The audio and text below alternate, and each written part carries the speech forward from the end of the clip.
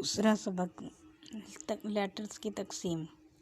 تلفظ کے اعتبار سے لیٹر کی دو قسمیں ہیں، ایک واول یعنی حروف علت، دوسرا کانسوننٹ یعنی حروف صحیح۔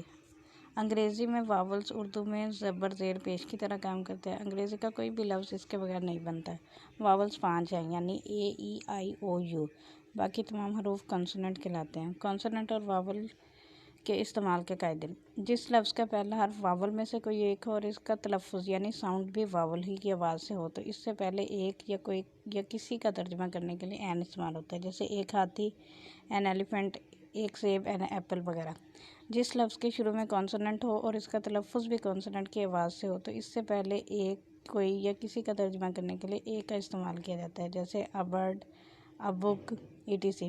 جس لفظ کی شروعات تو کانسوننٹ سے ہو لیکن آواز واول آئے تو اس میں سے کوئی کسی کا ترجمہ کرنے کے لیے این استعمال کرتا ہے۔